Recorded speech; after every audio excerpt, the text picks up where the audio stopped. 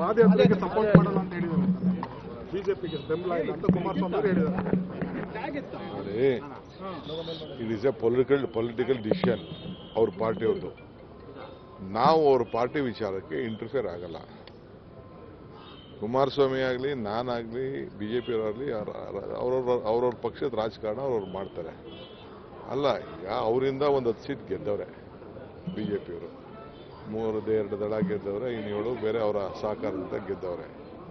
ಅವ್ರ ಎಕ್ಸಿಸ್ಟೆನ್ಸು ಮೈಸೂರಲ್ಲಿ ಅವ್ರ ಜನ, ಮಂಡ್ಯದಲ್ಲಿ ಅವ್ರ ಜನ, ಬೆಂಗಳೂರು ರೂರಲ್ಲಿ ಅವ್ರ ಜನ.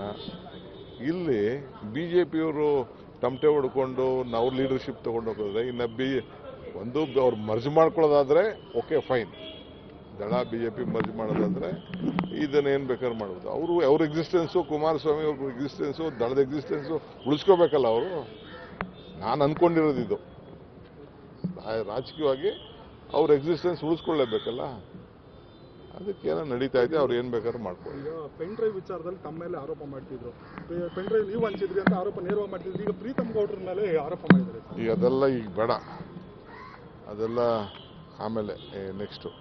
ಈಗ ನೀವು ಫಸ್ಟ್ ಪಾದಯಾತ್ರೆ ವಿಚಾರ, ಯಾಕೆಂದ್ರೆ ನಾವು ಪಾದಯಾತ್ರೆಗೆ ನಾವು ರೆಡಿ ಮಾಡ್ಕೋಬೇಕಲ್ಲ. ಪಾದಯಾತ್ರೆ ಕೌಂಟರ್ ಏನಂತ ನಾವು ರೆಡಿ ಮಾಡ್ಕೊಳ್ತಾ ಇದೀವಿ. ನಮ್ಮ ಹತ್ರ 30 ಸ್ಕ್ಯಾಂಡಲ್ಸ್ ಇದೆ.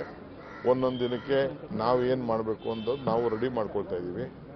ನೋಡಿ, ಇಲ್ಲೇ ಪಾದಯಾತ್ರೆ ನಾವು ಮಾಡಲ್ಲ, ನಾವು ಅದಕ್ಕೆ ಅವ್ರು ಉತ್ತರ ಕೊಡಬೇಕಲ್ಲ. ಅದನ್ನ ಡೀಟೇಲ್ ಪ್ಲಾನ್ ಅವ್ರದ್ದು ಬಂದ್ಬಿಡ್ಲಿ ಈಚೆಗೆ, ಅವ್ರ ಪ್ಲಾನ್ ಆಫ್ ಆಕ್ಷನ್. ಅವರು ಪರ್ಮಿಷನ್ಗೆಲ್ಲ ಕೇಳಿದ್ದಾರೆ. ಅದಕ್ಕೆ ನಾವು ಅದಕ್ಕೆ ಏನೇನು ಬೇಕೋ ಪ್ರತಿದಿನ ನಾವು ಅವ್ರು ಕೇಳಬೇಕಲ್ಲ. ನೀವು ಇದನ್ನು ಕೇಳ್ತಾ ಇದ್ದೀವಿ, ಇದಕ್ಕೆ ಉತ್ತರ ಕೊಡಿ ಅಂತ ಕೇಳಬೇಕಲ್ಲ. ಅದಕ್ಕೆ ನಮ್ಮದು ಪ್ಲಾನ್ ಆಫ್ ಆಕ್ಷನ್ ಇದೆ.